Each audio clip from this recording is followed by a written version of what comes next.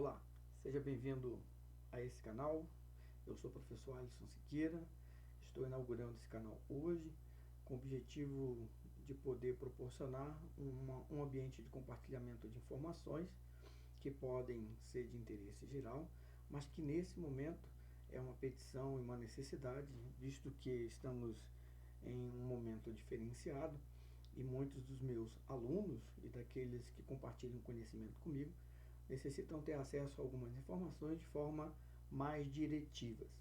Por isso esse canal foi inaugurado agora, com o objetivo de transmitir um pouco desse conhecimento. Então eu convido você a participar comigo, e se você quiser e puder me ajudar, pode mandar suas informações, pode compartilhar suas opiniões, pode deixar o seu recado e a gente vai ler, vai ver o que podemos responder, e com certeza o seu feedback será de grande importância para o crescimento não só desse canal, mas daquilo que nós aqui colocaremos como propositura de trabalho para esse momento, certo?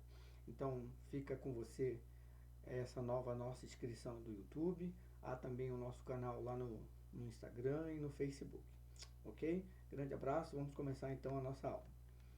A nossa temática de hoje está voltada em cima de 5 grandes grupos de aula.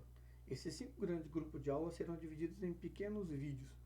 E nesses 5 grandes grupos de aula, o tema geral será a psicologia da aprendizagem.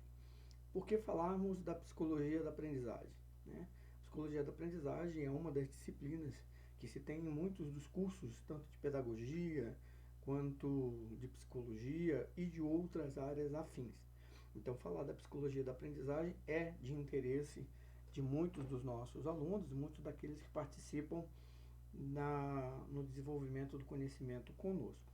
Só que como o assunto ele é muito extenso, nós vamos começar primeiramente falando sobre psicologia e aprendizagem, que é o objetivo desses 3 vídeos sequenciais inaugurais, né?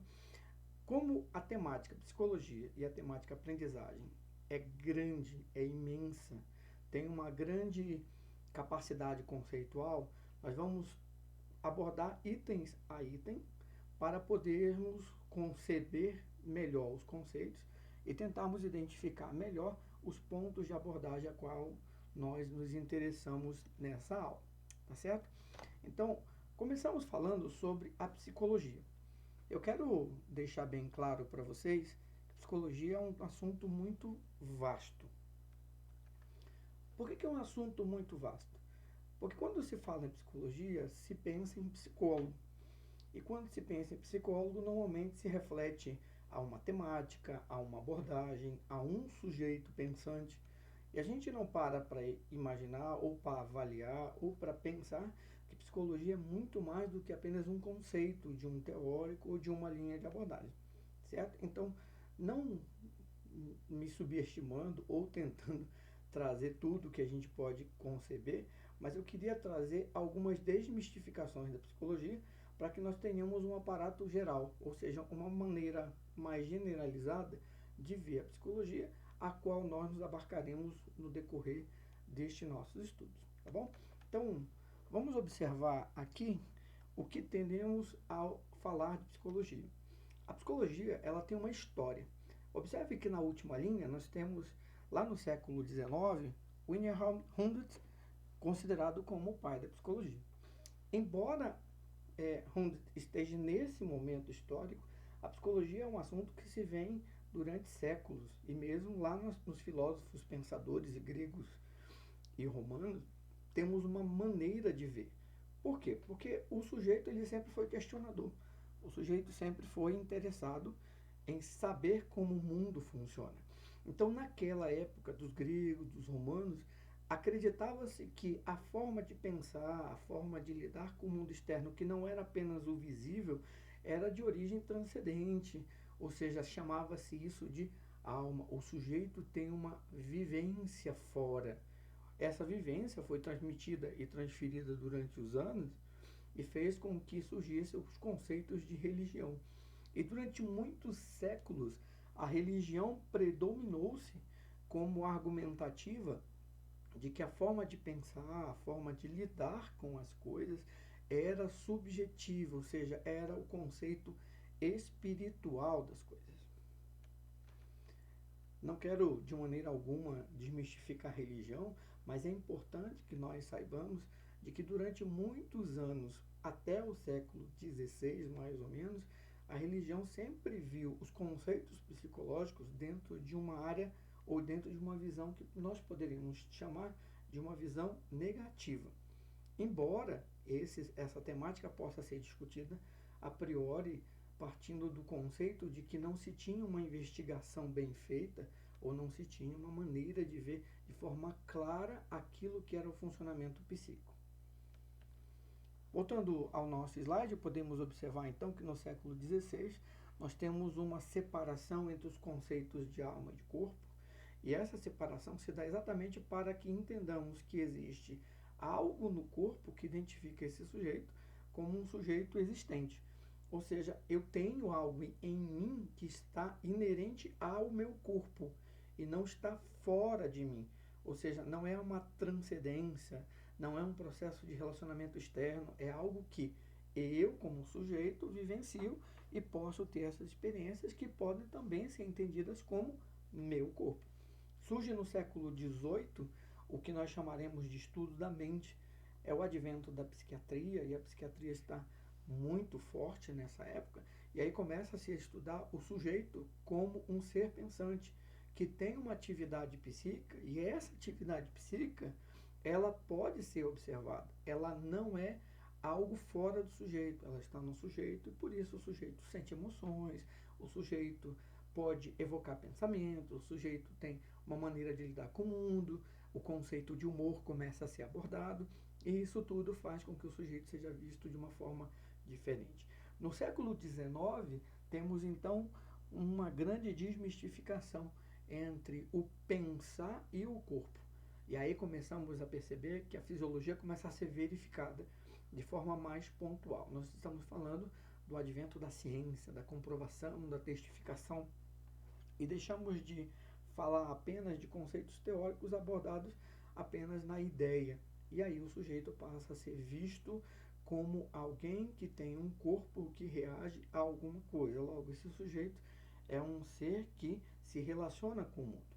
Por isso que no século XIX, quando a gente fala de Hundit, nós estamos falando de alguém que testifica e procura testificar esses conceitos que agora são observados de forma clara. E aí surge a ciência chamada psicologia. Tudo bem? Esse conceito de psicologia nos apresenta uma condição de que psicologia, muito mais do que simplesmente a união de duas palavras, é a ciência dos processos mentais, ou seja, é aquela que nos dá a condição de observar o sujeito dentro de uma estrutura, e essa estrutura faz esse sujeito ter uma relação com o mundo externo e com o mundo interno. Isso significa que esse sujeito, essa pessoa, tem sentimentos, tem pensamentos, tem cognição, tem forma de lidar com o mundo. Isso é o assunto que a psicologia vem a trabalhar. Nós temos em Immanuel Kant, o pai da psicologia, e isso se dá de fato pelo fato dele trazer para a psicologia o conceito de ciência, o conceito de observação, o conceito de análise, o conceito de compreensão, e aí o mundo científico passa a olhar para essa ciência que antes tinha um conceito apenas filosófico, como agora uma visão de comprovação científica, ou seja, de testagem, de avaliação e de verificação. Dentro dessa maneira de pensar, a gente começa a ver que a psicologia teve várias formas de pensar. E essas formas de pensar, que nós chamaremos de escolas, de teorias, de abordagens, elas são estruturadas a partir do momento em que a psicologia ganha a sua forma científica. Ou seja, ela ganha uma maneira de lidar com o mundo. A primeira delas é o estruturalismo. O estruturalismo tem como seu primeiro gestor, seu pai científico, Edward Titchener. E o conceito do estruturalismo, e aí para desmistificar também essa ideia de estruturalismo não é uma ideia da psicologia apenas, é uma ideia do mundo filosófico decorrente, ou seja, outras ciências também utilizaram desse conceito chamado estruturalismo. Na psicologia, o conceito de estruturalismo nos traz a ideia de que as experiências elas podem ser observadas a partir de blocos, de grupos, e aí você imagina, o que é isso? É a capacidade do sujeito observar o consciente. E o consciente, neste momento, para a psicologia, é aquilo que está acontecendo. O consciente é aquilo que nós temos como evidência, certo? Aquilo que está sendo vivenciado. E essa experiência pode ser observada. E ela é observada a partir de algumas condições. Dentro do estruturalismo, nós temos o conceito de introspecção, que é pegar essa informação que é presente, que é chamada de consciente, e fazê-la ganhar volume. Como é que eu ganho volume? Observando, estudando e refletindo sobre ela. E este conceito de presente começa a ter um valor significativo para mim. Isso é uma estrutura de bloco, é uma estrutura de olhar para aquilo a partir de alguns pontos de referência. A próxima escola ou o próximo grupo que a gente passa a estudar é o funcionalismo. William James, quando detentor desse conhecimento e aquele que evoca essa condição, nos traz a ideia de que muito mais do que entender como essa estrutura está montada, eu preciso entender como este homem se relaciona com isso, ou seja, como ele se adapta. O funcionalismo, da mesma forma, tem as suas outras abordagens dentro dos conceitos da antropologia, dentro dos conceitos da linguística. Isso nos reflete que a psicologia também, utilizando dessa forma de pensar, olha para este sujeito, para este homem, tentando compreender como esse homem tem a sua atividade mental, a sua atividade psíquica envolvida por estes eventos. Ou seja, como é que a consciência se movimenta em relação a isso? Ou seja, como é que eu vejo esse momento? A partir de que ângulo esse estado de consciência funciona? Ou seja, como é que o meu cérebro ele é ativado e para que ele é ativado? Né? A estrutura do consciente, a qual o funcionalismo se propõe a estudar, trabalha as ações psíquicas. E aí nós temos as ações de sensação, das imagens e dos sentimentos. Ou seja, aquilo que está acontecendo neste exato momento, que é o que chamamos de consciência, produz no sujeito reações, e essas reações precisam ser compreendidas. A próxima escola e o próximo grupo de pensar que tem grande volume na psicologia é o behaviorismo. Embora não tenhamos como principal homem de fala o Watson ele é o pai do behaviorismo, ele é considerado o pai do behaviorismo. Falamos muito sobre outros teóricos, principalmente sobre Skinner, mas por quê? Porque o trabalho do Skinner ganhou grande valor no behaviorismo e na história mundial. E a história de Watson, infelizmente, ela foi sucumbida por problemas pessoais, mas o Watson, ele é considerado o pai do behaviorismo, por quê? Porque o estudo do Watson conseguiu trazer, a partir de experiências de outros pesquisadores, a possibilidade de observar no sujeito o seu comportamento. Ou seja, eu posso dizer que este sujeito pode ter características de observação e eu posso mensurar isso. Ou seja, na consciência, no estado presente, no movimento do sujeito, eu tenho como observar e mensurar. E aí eu tenho uma condição de relação entre estímulo e resposta. Ou seja, quando o behaviorismo se propõe a estudar o comportamento, ele se propõe a estudar o presente, a situação que está sendo movimentada naquele momento. O próximo grupo dentro do behaviorismo, e que é muito comum, é nós observarmos que o behaviorismo diz que pequenos movimentos podem produzir grandes alterações. Então, a estrutura que o Watson defendia lá atrás nos apresenta que uma criança com pequenos estímulos pode ter o seu comportamento alterado. Ou seja, essa tecnologia que foi ensinada lá atrás tem um grande efeito significativo hoje na nossa experiência.